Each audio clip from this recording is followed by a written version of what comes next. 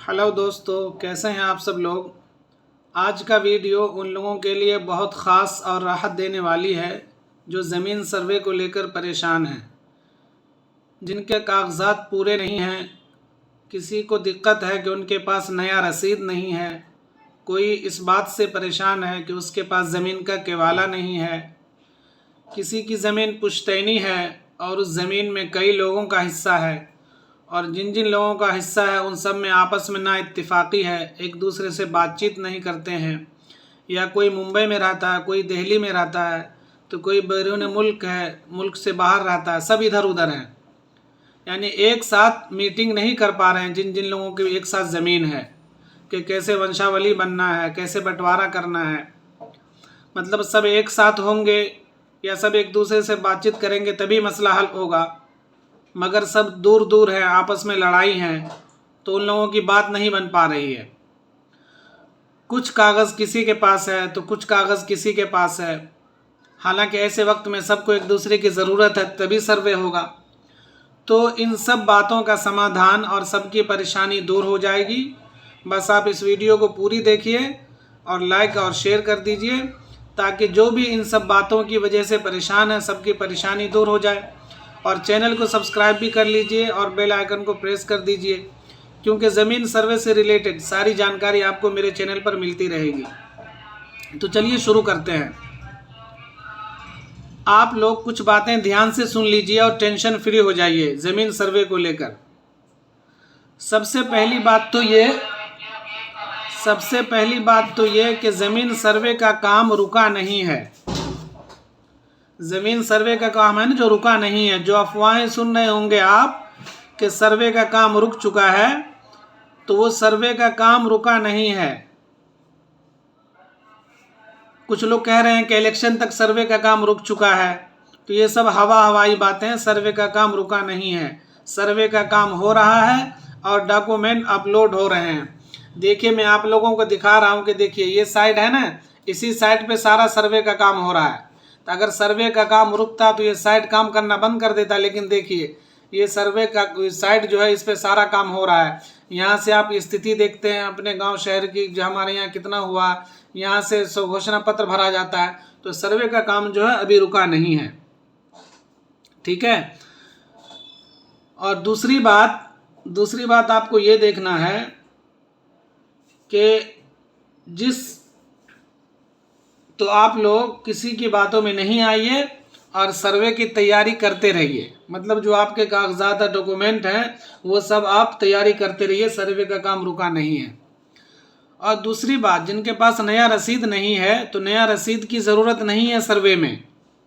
सर्वे के लिए आप जब अपने ज़मीन ऑनलाइन करेंगे तो उसमें नया रसीद की ज़रूरत नहीं है। भू लगान की जो नया रसीद है उसकी ज़रूरत नहीं है, पुरानी रसीद लगा दीजिए, वो काम करेगा। मतलब जो भू लगान का रसीद होता है वो 5 साल 10 साल पुराना भी सर्वे में एक्सेप्टेबल है, काबिल कबूल है, आपका फॉर्म रिजेक्ट नहीं होगा। पुरानी रसीद से भी काम चल जाएगा आपका सर्वे का। तो इस बात की टेंशन मत लीजिए कि मेरे पास मेरी ज़मीन का नया रसीद नहीं है, समझ रहे हैं ना। और ये सारी बातें ऑथेंटिक बता रहा हूँ, हवाई बातें नहीं है। सरकार की तरफ से ये कहा गया है कि पुरानी रसीद से भी सर्वे हो जाएगा। और सबसे अहम बात, इस वीडियो को बनाने का पर्पस ये है कि आप लोग सुन रहे होंगे वीडियो के ज़रिए से या किसी के माध्यम से कि सर्वे का लास्ट डेट आ चुका है, इसी डेट तक सर्वे होगा, उसके बाद अगर सर्वे नहीं कराया तो आपकी ज़मीन सरकार ले लेगी। तो ऐसा कुछ नहीं है। लोग बिना मतलब के परेशान हैं और जल्दी वो रसीद के लिए, केवाला के लिए ज़्यादा से ज़्यादा पैसे खर्च कर रहे हैं कि मैं अपनी ज़मीन का जल्दी से जल्दी ऑनलाइन करा लूँ, सर्वे करा लूँ। तो आपको ये सब कुछ नहीं करना है। सर्वे का कोई लास्ट डेट नहीं आया है, समझ रहे हैं ना। और अगर कुछ लोग बता भी रहे हैं कि 30 नवंबर लास्ट डेट है, तो वो डेट फिर से रिवाइज होगा।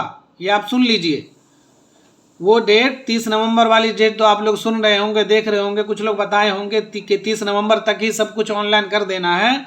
तो वो डेट 100% रिवाइज होगा, क्योंकि डिप्टी चीफ मिनिस्टर ने, जो सम्राट चौधरी अपने बिहार के नायब वज़ीर आला, उन्होंने कहा था कि सर्वे का कोई लास्ट डेट नहीं है। और उन्होंने बाज़ाब्ता कैमरे पर बोला था न्यूज़ चैनल को कि सर्वे का कोई लास्ट डेट नहीं है, समझ रहे हैं ना। तो ये बातें आप ध्यान में रखिए कि सर्वे का कोई लास्ट डेट नहीं है। ऐसा नहीं है कि आप जल्दबाजी के चक्कर में अधूरे कागज़ अपलोड कर दें, बाद में फिर जाके परेशानी हो। तो इन सब बातों में न रहिए, आप आराम से 2 महीने, समझ रहे हैं ना, 2 महीने बाद, 3 महीने बाद भी अपने सारे कागजात इकट्ठा करिए और आराम से अपने सारे कागजात जो है ऑनलाइन अपलोड करा सकते हैं, हिस्सा ले सकते हैं सर्वे में। सरकार की तरफ से ऐसा कोई फरमान जारी नहीं हुआ है कि इसी डेट तक हर हाल में करना है, समझ रहे हैं ना। और जो डॉक्यूमेंट आप लोगों के पास नहीं है तो उसको इत्मीनान से हासिल करिए, समझ रहे हैं ना, ढूंढिए और ऑनलाइन करवा दीजिए। और जिनके पास रसीद नहीं है, क्योंकि देखिए केबाला तो ज़्यादातर लोगों के पास रहता ही है, किसी रसीद कम लोगों के पास है, जैसे उसका दाखिल खारिज नहीं हुआ होता है।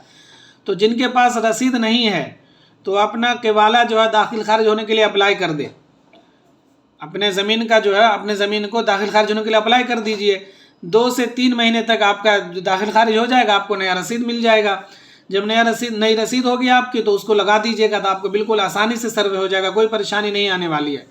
ये मत सोचिए कि दाखिल खारिज होने में टाइम लगेगा जब तक सर्वे का काम हो जाएगा, तो ऐसा कुछ नहीं है। दाखिल खारिज आपका 2 से 3 महीने में हो जाएगा, सर्वे का काम उससे आगे तक भी चलता रहेगा, समझ रहे हैं ना।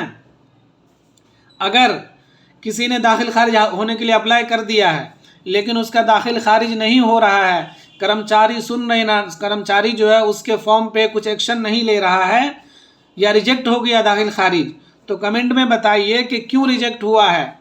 क्या कोई कमी थी आपके पेपर में या आपने पैसे नहीं दिया तब रिजेक्ट हुआ है, समझ रहे हैं ना। क्योंकि मैं दाखिल खारिज समाधान से मुताल्लिक उससे रिलेटेड एक वीडियो डालूंगा और इस वीडियो में सारा क्लियर कर दूंगा कि आपका अगर दाखिल खारिज नहीं हो रहा तो ये उपाय करिए, आपका दाखिल खारिज होगा और 2-3 महीने के अंदर अंदर हो जाएगा, समझ रहे हैं ना। तो इन सारी अफवाहों पे ध्यान मत दीजिए कि लास्ट डेट आ चुका है, इसी डेट के अंदर हमको सब कुछ करना है, ऐसा कुछ नहीं है, समझ रहे हैं ना। और अगर आपके पास रसीद नहीं है तो दाखिल खारिज के लिए ऑनलाइन अप्लाई करिए। 2 से 3 महीने के अंदर अगर नहीं होता आपका तो मैं एक वीडियो लाने वाला हूँ, उस पर सारे आपके जो है ना समाधान बताऊँगा कि नहीं हो। पहले तो आप लोग कमेंट करिए कि अगर आप लोगों ने अप्लाई किया हुआ है तो उसमें परेशानी क्या आ रही है, या रिजेक्ट हो गया तो किस वजह से रिजेक्ट हुआ, क्या जो वहाँ पे पैसे मांगा जाता रिश्वत नहीं दिया इसलिए आपका रिजेक्ट हो गया, कोई और बात है। तो उसी से मुताल्लिक जो और भी सारे समाधान हैं उससे मुताल्लिक मैं एक वीडियो बनाने जा रहा हूँ और वो आप देखिएगा और जो स्टेप बताऊँगा वो फॉलो करिएगा, आपका दाखिल खारिज जल्द से जल्द हो जाएगा। तो मेरे चैनल को सब्सक्राइब कर लीजिए, इस वीडियो को लाइक और शेयर कर दीजिए और बेल आइकन को प्रेस कर दीजिए ताकि जो मैं अगली वीडियो बनाऊंगा ना दाखिल खारिज समाधान से मुताल्लिक, तो उस वीडियो को देखिएगा और जो स्टेप बताऊंगा उसको फॉलो करिएगा, आपका दाखिल खारिज आसानी से हो जाएगा। ठीक है, शुक्रिया।